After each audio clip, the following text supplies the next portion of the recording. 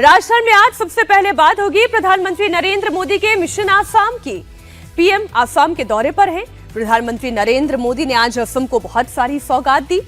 प्रधानमंत्री मोदी ने गुवाहाटी में ब्रह्मपुत्र नदी पर बने हुए भास्कर वर्मा सेतु का उद्घाटन किया। ये ब्रिज नॉर्थ गुवाहाटी को साउथ गुवाहाटी से जोड़ता है। ये पुल 3030 करोड़ की लागत से बनकर तैयार हुआ। साथ ही डिब्रूगढ़ में मोरन एयर स्ट्रिप का भी आज जबरदस्त उद्घाटन की तस्वीर आई। प्रधानमंत्री इस वक्त मंच से संबोधन दे रहे हैं, आपको सीधा लिए चलते हैं। वो यही है कि नरेंद्र मोदी भाजपा का कार्यकर्ता है और एक भाजपा कार्यकर्ता के तौर पर मैं असम के अपने सभी कार्यकर्ता और भाई बहनों को संगठन की शक्ति को सर झुका करके नमन करता हूं। साथियों, मैं मां आदि शक्ति मां कामाख्या को भी कोटि कोटि प्रणाम करता हूं। मां कामाख्या की असम पर, असम वासियों पर, देश पर, देशवासियों पर बहुत कृपा रही है। उनके आशीर्वाद से असम ने राष्ट्र रक्षा और देश की स्वतंत्रता, देश की संस्कृति को आगे बढ़ाने वाली अनेक संतानें दी हैं। ऐसी ही एक महान संतान कविंद्रपुर कायस्थ जी को मैं आज प्रणाम करता हूं। उन्होंने अपना पूरा जीवन असम और समाज की सेवा के लिए समर्पित किया। इसी योगदान को नमस्कार करते हुए बीजेपी एनडीए सरकार को उन्हें पद्म पुरस्कार से सम्मानित करने का सौभाग्य मिला है। वर्ष 2014 के बाद नॉर्थ ईस्ट के 125 से अधिक महान व्यक्तित्वों को पद्म पुरस्कार मिले हैं। 125 से अधिक। ये दिखाता है कि असम की धरती का, नॉर्थ ईस्ट की धरती का सामर्थ्य कितना बड़ा है। नॉर्थ ईस्ट का यही सामर्थ्य अब विकसित भारत का बहुत बड़ा आधार है। साथियों, कुछ दिन पहले ही देश का बजट आया है। बजट के बाद असम का, नॉर्थ ईस्ट का मेरा ये पहला दौरा है। जिस नॉर्थ ईस्ट को कांग्रेस ने हमेशा नजरअंदाज किया, हम उस नॉर्थ ईस्ट की भक्ति भाव से सेवा कर रहे हैं। नॉर्थ ईस्ट हमारे लिए अष्टलक्ष्मी है। इस वर्ष का बजट अष्टलक्ष्मी के लिए बीजेपी एनडीए के विजन को और मजबूती देने वाला है। बजट में बहुत अधिक फोकस नॉर्थ ईस्ट को आर्थिक रूप से आत्मनिर्भर बनाने पर है। इस साल असम को टैक्स की हिस्सेदारी के रूप में लगभग 50,000 करोड़ रुपए मिलने वाले हैं। साथियों, कांग्रेस सरकार के समय असम को कैसे पाई पाई के लिए तरस कर रखा जाता था, और वो आपको तो भली भांति याद होगा। कांग्रेस के समय असम को टैक्स के हिस्से के रूप में सिर्फ 10,000 करोड़ रुपया मिलते थे। अब भाजपा सरकार में असम को कांग्रेस सरकार के मुकाबले 5 गुना ज्यादा रुपये मिल रहे हैं। अगर मैं पिछले 11 वर्ष की बात करूं तो असम को तमाम विकास परियोजनाओं के लिए केंद्र सरकार से 5.5 लाख करोड़ रुपए से अधिक मिले हैं। ये आंकड़ा आपको याद रहेगा? मैं जो आंकड़ा बोल रहा हूं याद रहेगा आपको? फिर से एक बार बोलता हूं, केंद्र सरकार से 5.5 लाख करोड़ रुपए से अधिक मिले हैं। कितने कितने? पीछे से आवाज आनी चाहिए। कितने? आप मुझे बताइए कितने? और जोर से बोलिए कितने? साथियों, आप मुझे बताइए, जो कांग्रेस असम के विकास के लिए पैसे देने से भी बचती हो,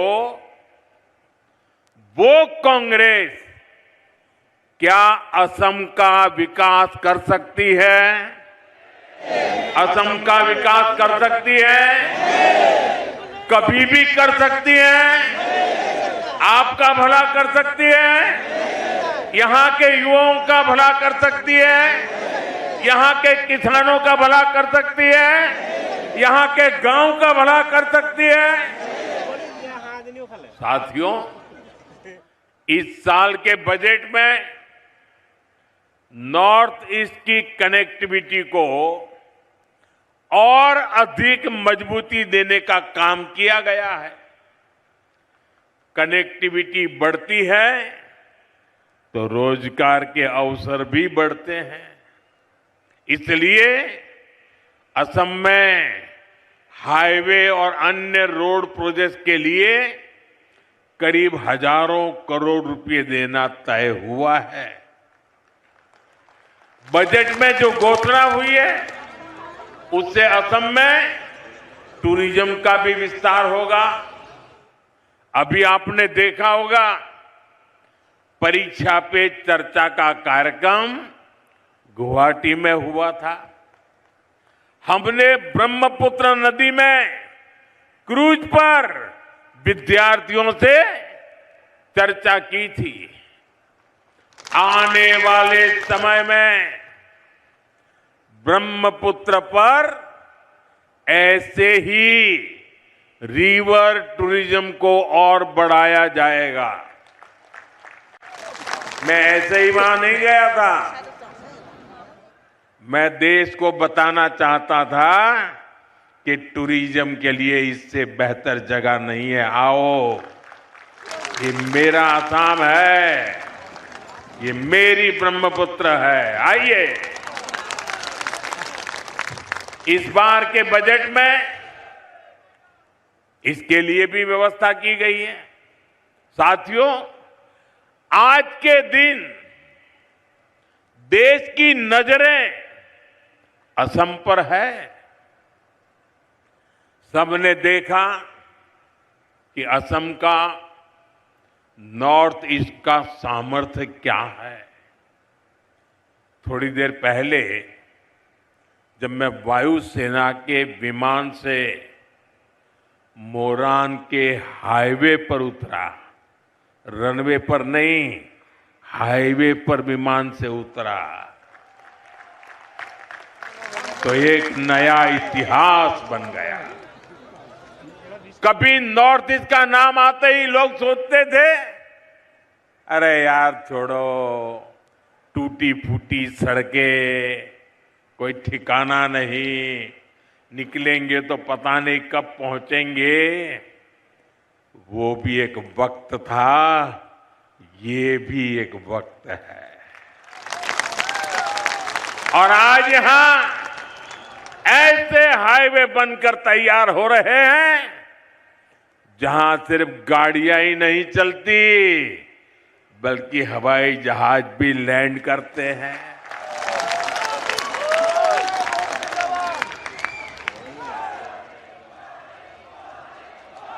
साथियों, आप मुझे बता दीजिए, आपके हाईवे पर विमान लैंड हो, ये आपको गर्व हुआ कि नहीं हुआ? गर्व हुआ कि नहीं हुआ? तो जरा अपना मोबाइल निकालिए और फ्लैश लाइट कीजिए। आपको गर्व हुआ है ना? मोबाइल फोन निकालिए और फ्लैश लाइट कीजिए सबके साथ, दूर दूर तक। ये गर्व की पल है, ये असम का बदलता हुआ मिजाज है। हाथ बराबर ऊपर करके दिखाइए।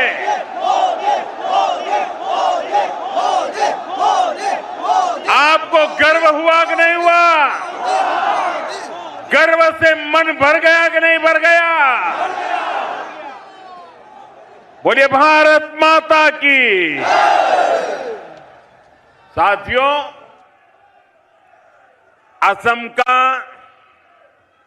इतना विकास इसलिए हो रहा है क्योंकि यहां आप सभी की मेहनत से बीजेपी सरकार बनी है। यहां के नागरिकों ने भाजपा पर भरोसा किया है। आपने मेरा बूथ सबसे मजबूत, मेरा बूथ, मेरा बूथ, मेरा बूथ सबसे मजबूत की भावना से बूथ बूथ जाकर